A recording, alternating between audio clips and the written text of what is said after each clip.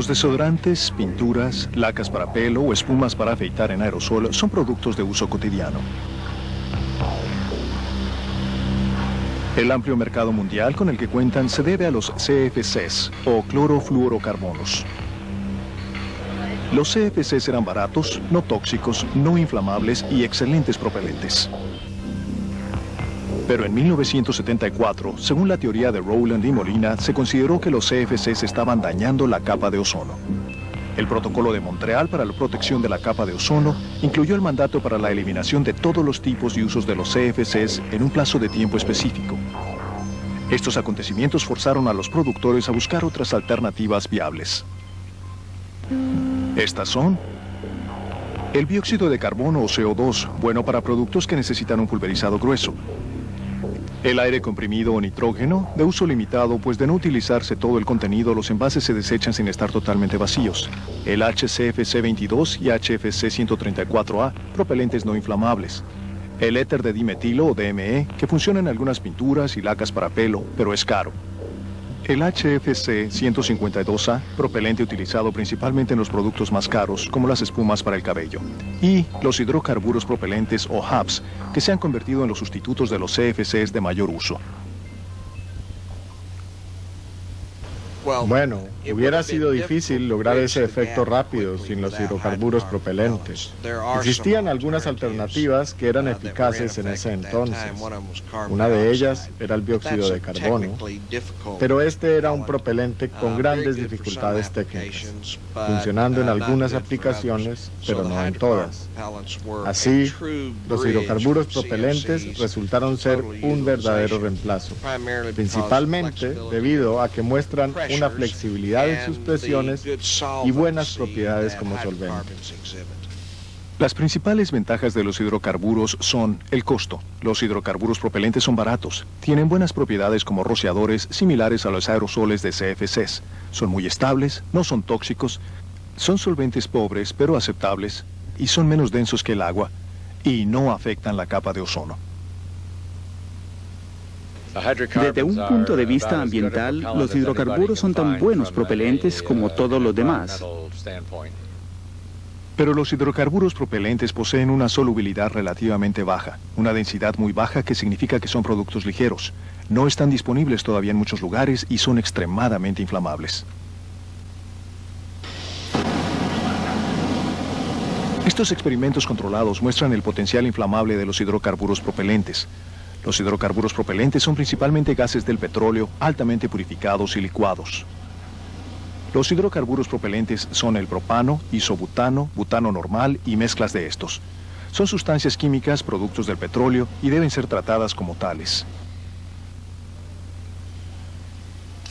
Al perforar un envase se puede ver qué tan concentrado y potencialmente inflamable es el gas contenido en cada uno de estos.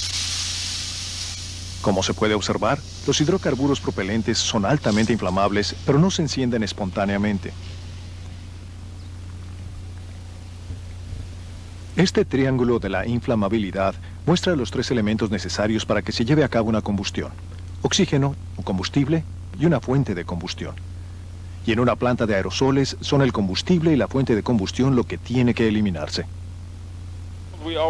Siempre tenemos oxígeno, porque el aire que respiramos contiene cerca de un 20% de oxígeno, así que no hay manera de eliminarlo.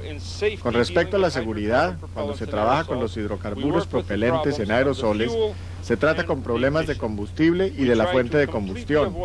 Tratamos de evitar por completo la acumulación de combustible y de eliminar totalmente cualquier posible fuente de combustión. Desde el momento en que los hidrocarburos son entregados a una planta manufacturera de aerosol, se debe eliminar toda posible fuente de ignición.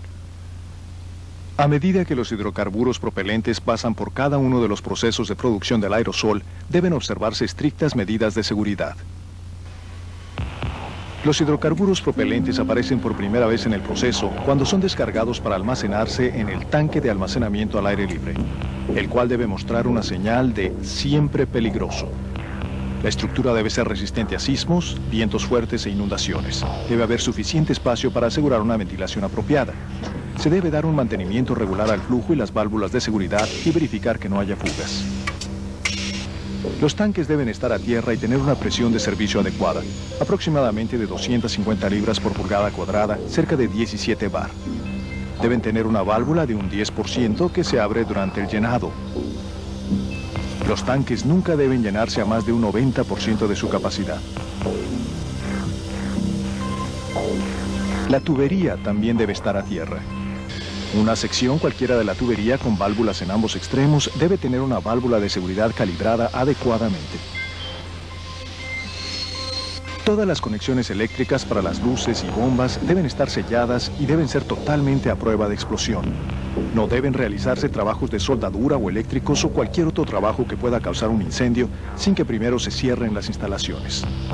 El tanque de mayor tamaño de almacenamiento debe tener postes de concreto alrededor de la cerca para detener el choque de cualquier vehículo contra la cerca y los tanques de almacenamiento. Los desperdicios y la vegetación deben mantenerse alejados de los tanques de almacenamiento y también de los locales de producto terminado. Se debe instalar siempre extinguidores de fuego adecuados. En países de clima caliente es necesario tener siempre un sistema de rociado accesible para mantener los tanques fríos. Cuando se utilizan cilindros en lugar de tanques para almacenar los hidrocarburos, todas las válvulas, conexiones y medidores deben ser calibrados para GLP. Aquí se han utilizado mangueras baratas de hule que no son clasificadas para el GLP y por ello existen fugas altamente peligrosas. Tuvimos que hacer grandes cambios en el diseño de las plantas. Con los CFC no teníamos que preocuparnos por la inflamabilidad en absoluto. Para los hidrocarburos tuvimos que construir locales especiales para la inyección del gas. Tuvimos que hacer tanques especiales. Tuvimos que hacerlos a prueba de explosión. Finalmente también tuvimos que hacer que nuestros locales estuvieran altamente ventilados y colocar todo tipo de equipo sofisticado para prevenir por completo las explosiones e incendios u otro tipo de percances que pudieran afectar nuestras plantas y sobre todo a nuestra gente. Una vez que los hidrocarburos llegan a la línea de ensamblaje, donde se preparan las latas, se llenan y después se inyectan con gas, la ventilación es el factor de seguridad más importante. Cada vez que una lata se inyecta con gas, hay una pequeña fuga de gas. A pesar de que la cantidad de gas liberada es pequeña, se multiplica rápidamente en el área alrededor de la línea de ensamblaje, creando una situación potencialmente peligrosa. El límite inferior explosivo, o LIE, aproximadamente se alcanza con un punto en 8% de volumen del aire. Esto es una condición de emergencia máxima en el área inmediata. La prevención de esta concentración del LIE es de importancia fundamental. Existen dos procedimientos para llenar las latas con los hidrocarburos propelentes. Dependiendo del clima y de los factores de costo, la inyección del gas puede hacerse al aire libre, casi afuera por completo, donde el aire proporciona una ventilación natural continua. O igualmente, tomando en cuenta el costo, las latas de aerosol pueden inyectarse con gas en un local totalmente cerrado con ventilación artificial.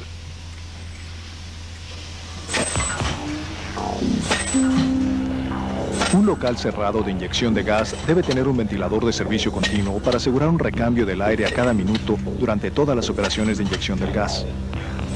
La máquina de inyección de gas debe estar en la dirección del flujo del aire para evitar bolsas de vapores. El diseño debe tomar en cuenta el tamaño del local y las fugas de gas del equipo de llenado.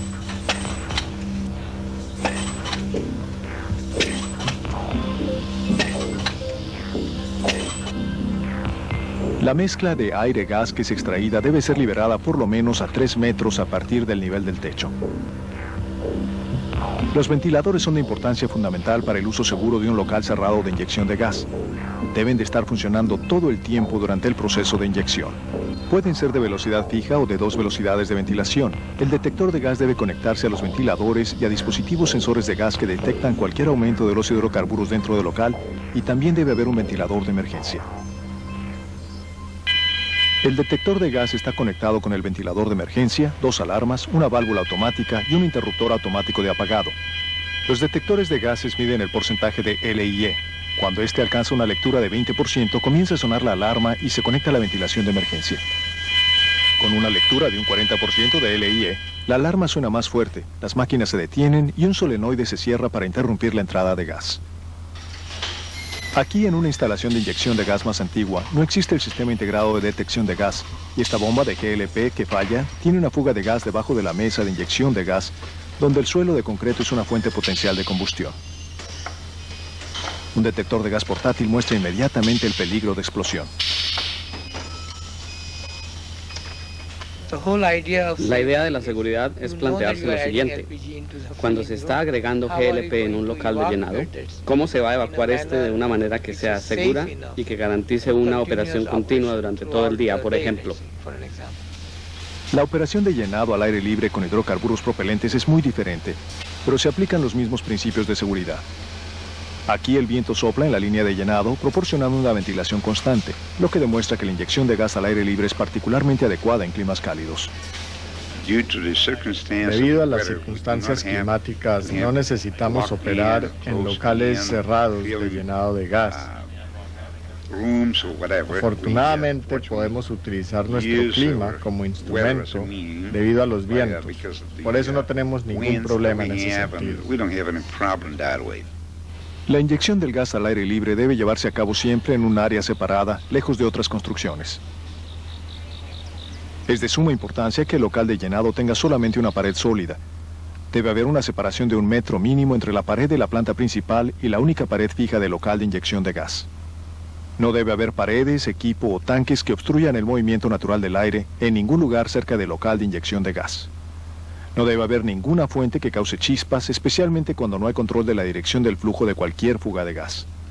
En condiciones ideales, debe de utilizarse solamente equipo neumático, pero si hay un equipo eléctrico, este debe ser a prueba de explosiones y debe ser revisado regularmente. Lo ideal sería que cualquier techado fuera de plástico. De cualquier modo, el techo debe ser siempre lo suficientemente ancho para proteger de la lluvia. Toda la maquinaria debe estar a tierra para evitar las cargas estáticas que pueden provocar chispas. El suelo debe ser de un material contra chispas. Si es de concreto, debe ser tratado con una resina contra chispas. Todos los trabajadores deben usar calzado de suela blanda y toda la ropa debe ser de algodón. Todas las herramientas de uso ordinario en el área de inyección del gas deben ser de latón, aluminio, goma, plástico u otro material contra chispas. La seguridad lo es todo. Es la parte clave de esta industria. Y es cierto que si no hay seguridad, se puede poner en peligro la vida de todos en el local de inyección de gas. Se pone en peligro a nuestra empresa y principalmente a toda la zona. Las mismas medidas de seguridad deben aplicarse a cualquier área de una instalación manufacturera de aerosol. En el local de mezclado, los vapores de líquido no están bajo presión, pero son todavía inflamables y pueden incendiarse. Es muy importante tener extinguidores apropiados y sistemas hidrantes contra incendio, y todos los contenedores deben estar a tierra. La prueba de control de todos los aerosoles debe hacerse también bajo estrictas condiciones controladas en el laboratorio de la planta. Todo el equipo debe ser diseñado tomando en cuenta la seguridad y todas las fuentes de combustión del laboratorio deben estar fuera de servicio mientras se desarrollan los experimentos. El almacenaje del producto también es muy importante. Aunque casi nunca sucede, puede darse que muchas latas de aerosol presenten fugas al mismo tiempo, en un momento dado. Por lo tanto, debe haber ventilación natural favorable. También debe contarse con una protección adecuada y un equipo contra incendio. Y por supuesto, las latas de aerosol defectuosas deben ser desechadas apropiadamente, no abandonadas así en un montón oxidado. Esto es muy peligroso, no solo por la cantidad de GLP que hay en todas estas latas, sino también porque las latas se están desintegrando y han sido desechadas sin ninguna señal de advertencia. Pero todas estas medidas de seguridad planteadas no pueden llevarse a cabo apropiadamente si los trabajadores no comprenden a fondo la naturaleza de lo que implica el proceso con el que están tratando. Sea cual sea el papel designado, si no se cuenta con el entrenamiento adecuado y el entendimiento por parte del empleado, hasta el trabajador más empeñoso y cuidadoso puede resultar letal. La capacitación tiene que ser siempre continua en el área de los hidrocarburos. La capacitación es el factor más importante, mucho más que el diseño apropiado de las instalaciones. Lo más importante es el entrenamiento continuo del personal. Para mayor información acerca del uso seguro de los hidrocarburos propelentes en la fabricación de los aerosoles, diríjase al programa Ozono Acción del Programa de las Naciones Unidas para el Medio Ambiente.